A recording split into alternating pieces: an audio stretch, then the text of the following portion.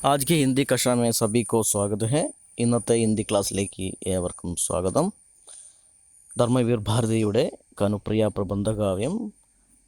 പ്രബന്ധകാവ്യത്തിലെ പൂർവ്വരാഗത്തിലെ 5 ഗാനങ്ങൾ നമ്മൾ പഠിച്ചു കഴിഞ്ഞു. കഴിഞ്ഞ ക്ലാസ്സിൽ നമ്മൾ പഠിച്ചുകൊണ്ടിരുന്നത് മഞ്ജരി പരിണയം എന്ന് പറയുന്ന ഭാഗത്തിലെ ആമ്രഭൗർക ഗീതാണ്. മഞ്ജരി പരിണയത്തിൽ 3 ഭാഗമായിട്ട് തരംതിരിച്ചിട്ടുണ്ട്. ആമ്രഭൗർക ഗീത്, ആമ്രഭൗർക അർത്ത്, തു മേരെ കോൻ ഹോ. അതിൽ ആമ്രഭൗർക ഗീതാണ് നമ്മൾ പഠിച്ചുകൊണ്ടിരിക്കുന്നത്.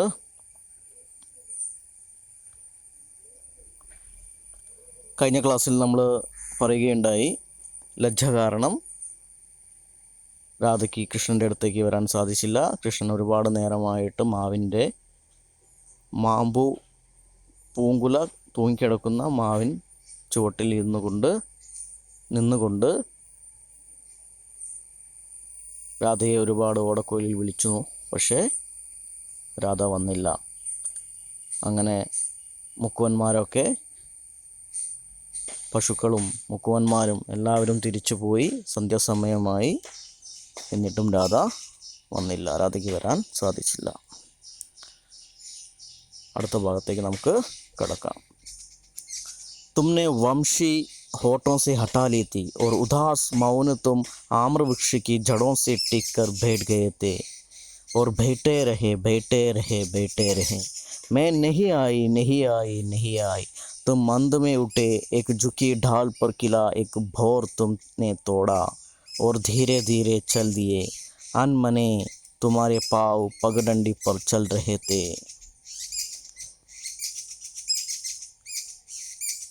पर जानते हो, तुम्हारे अनजान में ही तुम्हारी उंगलियां क्या कर रही थी. वे उस आम्र मंजरी को चूर कर श्यामल वन घासों में बिछी उस मांग सी उजली पगडंडी पर बिखेर रही थी. यह तुमने क्या किया प्रिय? क्या अपने अनजाने में ही उस आम के भौर से मेरी कुआरी उजली पवित्र मांग भर रहे थे सावरे. पर मुझे देखो कि मैं उस समय भी तो माथा नीचा कर, इस अलौकिक सुहाग से प्रदीप्त होकर, माथे पर पल्ला डालकर, झुककर तुम्हारी चरण धूलि लेकर तुम्हें प्रणाम करने नहीं आई. നമുക്കിതിൻ്റെ ഭാവാർത്ഥത്തിലേക്ക് കടക്കാം. അങ്ങനെ കടവിൽ നിന്ന് മുക്കുവന്മാരൊക്കെ തിരിച്ച് വീട്ടിലേക്ക് പോയി. ആ സമയം തുമ്നെ വംശി ഹോട്ടോസി ഹട്ടാലിത്തി, നീ നിൻ്റെ ഓടക്കുയൽ, വംശി എന്ന് പറഞ്ഞാൽ ബാസുരി അല്ലെങ്കിൽ ഓടക്കുയലാണ്, അത് നിൻ്റെ അധരങ്ങളിൽ നിന്ന് നീ മാറ്റി. ഓർ ഉദാസ് മൗന തും ആമ്രവൃഷിക്ക് ജഡോ സെ ടിക്കർ ഭേഡ് ഗയത്തെ, നീ വളരെ ഉദാസീന എന്ന് പറഞ്ഞാൽ വളരെ ദുഃഖിതനായിട്ട് മൗനമായിട്ട് നീ ആമ്രവൃക്ഷ്, മാവിൻ വൃക്ഷത്തിൻ്റെ ചുവട്ടിൽ അതിൻ്റെ ജഡോ സെ ടിക്കർ, അതിൻ്റെ വേരോട് ചേർന്ന്, വേരാണ്, അതിൻ്റെ വേരോട് ചേർന്ന് ടിക്കർ ഭേഡ് ഗയത്തെ, നീ അതിനോട് ചേർന്ന് ഇരിക്കുകയായിരുന്നു.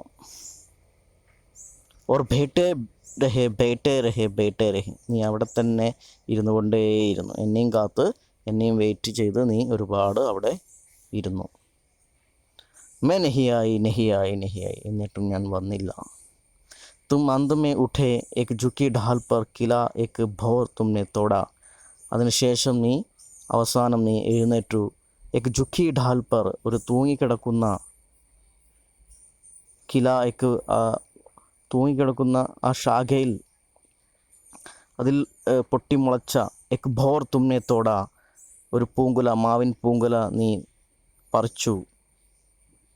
ഓർ ധീരെ ധീരെ ചൽ ദിയെ, അതും പിടിച്ച്, ആ പൂങ്കുലയും പിടിച്ച് നീ വളരെ പതുക്കെ നടന്നു.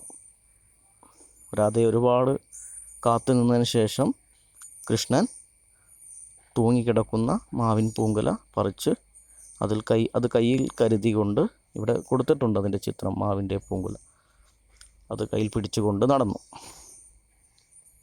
അൻമനെ തുമാരെ പാവ് പഗഡണ്ടി पर चल रहे थे, पर जानते हो तुम्हारे अनजान में ही तुम्हारी उंगलियां क्या कर रही थी. വളരെ മനസ്സില്ലാതെ തുമാരെ പാവ്, നിൻ്റെ കാലുകൾ പഗഡണ്ടി പൽ ചൽ രഹെ थे ആ നടപ്പാതയിലേക്ക് ഒറ്റയടിപ്പാതയിലൂടെ നടക്കുകയായിരുന്നു ആ കാലും വെച്ച്. പക്ഷേ തീരെ മനസ്സില്ല തിരിച്ചു പോകാൻ. രാധയെ കാണണം. രാധയെ ഒരുപാട് കാത്തു നിന്നു. പക്ഷേ നീ നടക്കാൻ തുടങ്ങി. പക്ഷെ നിൻ്റെ കാലുകൾ അറിഞ്ഞില്ല ആ ഒറ്റയടിപ്പാതയിലൂടെ. പഗഡണ്ടി ഒറ്റയടിപ്പാത. पर जानते हो तुम्हारे अनजाने में ही तुम्हारी उंगलियां. പക്ഷെ നീ അറിയോ, നീ അറിഞ്ഞിരുന്നോ, നീ അറിയാതെ തന്നെ അഞ്ചാൻ മേ ഹി തുമാരി ഉംഗലിയാ നിൻ്റെ വിരലുകൾ എന്താണ് ചെയ്തുകൊണ്ടിരുന്നതെന്ന് നീ അറിഞ്ഞോ. വേ ഉസ് ആമ്ര മഞ്ചരി കൊ ചൂർ ചൂർ കർ ഷാമൽ വന ഘാസോं में बिछी उस मांग सी उजली पगडंडी पर बिखेर रही थी. ആ മാവിൻ പൂങ്കുല പൊട്ടിച്ച് നീ കയ്യിൽ കരുതികൊണ്ട് നടക്കുകയായിരുന്നുവല്ലോ. ആ പൂങ്കുല ചൂർ ചൂർ കർ പൊടിച്ച് പൊടിച്ച് ശ്യാം വനഘാസോമേ ശ്യാമൾ വനഘാസം ശ്യാമളമായ കറുത്തിരുണ്ട സന്ധ്യാസമയമാണ്. സന്ധ്യാസമയം വനഘാസോമേ ആ കാട്ടുപുല്ലിൻ്റെ ഇടയിൽ കൂടെ. ഈ നടപ്പാതയുടെ രണ്ട് സൈഡിലും കണ്ടില്ലേ, അതാണ് കാട്ടുപുല്ല്. ആ കാട്ടുപുല്ലിൻ്റെ ഇടയിൽ കൂടെ നടപ്പാതയുണ്ട്. ആ നടപ്പാതയിൽ കൂടെ ഈ മാമ്പു പൊട്ടിച്ച് പൊടിച്ച് വനഘാസോമേ ബിച്ചി അതിനെ വിതറിക്കൊണ്ട് ബിച്ചി ഉസ് മാങ് സി ഉജ്ലി പഗഡണ്ടി പർ ബിക്കെ രഹി തി. കാട്ടുപുല്ല് വളർന്നു നിൽക്കുന്നുണ്ട് രണ്ട് സൈഡിലും. അപ്പോൾ ആ ഇടവഴി കൂടെ പൊടിച്ചുകൊണ്ടാണ് കൃഷ്ണൻ നടന്നുകൊണ്ടിരിക്കുന്നത്. മാങ്സി ഉജ്ലി പഗഡണ്ടി പർ ബിക്കെ രഹി തി. അതെൻ്റെ സീമന്തരേഖ. മാങ്സി എന്ന് പറഞ്ഞാൽ സീമന്തരേഖ, സിന്ദൂരരേഖയിലാണ് നീ വിതറിക്കൊണ്ട് പോകുന്നത്. അങ്ങനെയാണ് രാധയ്ക്ക് ഇവിടെ ഫീൽ ചെയ്യുന്നത്. നീ എപ്രകാരമാണോ ആ നടപ്പാതയിൽ കൂടെ രണ്ട് വശത്തും കാട്ടുപുല്ല് ഈ മാമ്പു പൊടിച്ച് നീ ആ നടപ്പാതയിലൂടെ പോകുമ്പോൾ അതിനനുസരിച്ചിട്ടാണ് അവിടെ ഇട്ട് പോകുന്നത്. അപ്പോൾ അത് രാധയുടെ സീമന്തരേഖ, സിന്ദൂരരേഖയിൽ ചാർത്തുന്ന പോലെയാണ് രാധയ്ക്ക് തോന്നുന്നത്. ബിഖേ രഹിത്തി, അത് സ്പ്രെഡായി. ആ നടപ്പാതയിൽ ഇങ്ങനെ സ്പ്രെഡ് ചെയ്തുകൊണ്ട് കൃഷ്ണൻ പോയിക്കൊണ്ടിരിക്കുകയാണ്. അപ്പോൾ ആ ചെയ്യുന്നത് നമ്മുടെ രാധയുടെ സീമന്തരേഖ, സിന്ദൂരരേഖയിൽ ചാർത്തുന്ന പോലെയാണ് രാധയ്ക്ക് തോന്നുന്നത്. യെ തുമ്നെ ക്യാ കിയാ പ്രിയ, ക്യാ അപ്നെ അഞ്ചാനെ may he uz am K Bhor സെ മേരി ക്വാരി ഉജ്ലി പവിത്ര മാങ് ഭർ ഹേത്തെ സാവരെ. ഇത് നീ എന്താണ് ചെയ്യുന്നത് പ്രിയനെ? നീ അറിയാതെ തന്നെ, ക്യാ അപ്നെ അഞ്ചാനെ മേ ഹി, നീ അറിയാതെ തന്നെയാണോ ഉസ് ആമുക്ക് ആ മാമ്പഴത്തിൻ്റെ ആ മാവിൻ പൂങ്കുല കൊണ്ട് എൻ്റെ മേരി കുവാരി എൻ്റെ കന്യകത്വം, കുവാരി എന്ന് പറഞ്ഞാൽ കന്യക, കുമാരി എന്നാണ് അർത്ഥം. ഉജ്ലി പവിത്രമാങ് തിളങ്ങുന്ന എൻ്റെ സീമന്തരേഖ, മാങ്ക് എന്ന് പറഞ്ഞാൽ സിന്ദൂരരേഖയാണ്, സീമന്തരേഖ എന്നും പറയും. ആ പവിത്ര മാങ്ക് ഭരഹത്തെ സവരെ, നീ നിറയ്ക്കുകയായിരുന്നോ കൃഷ്ണ. സാവരെ കൃഷ്ണൻ, നീ അറിയാതെ എൻ്റെ സീമന്തരേഖ, സിന്ദൂരരേഖ ആ മാവിൻ പൂങ്കുല കൊണ്ട് നിറയ്ക്കുകയായിരുന്നു. पर मुझे देखो मैं उस समय भी तो माता नीचा कर इस अलौकिक सुहाग से प्रदीप्त होकर माथे पर पल्ला ढालकर झुक कर तुम्हारी चरण धूलि लेकर तुम्हें प्रणाम करने नहीं आई. പക്ഷേ എന്നെ കണ്ടോ, മുझे देखो कि मैं उस समय भी, ഞാൻ ആ സമയത്തും മാതാ നീച്ചക്കർ നെറ്റി താഴ്ത്തിക്കൊണ്ട്, തല താഴ്ത്തിക്കൊണ്ട്, മാതാ നെറ്റിയാണ്. ഇസ് അലൗകിക് സുഹാഗ് സെ പ്രദീപ്ത് ഹോക്കർ,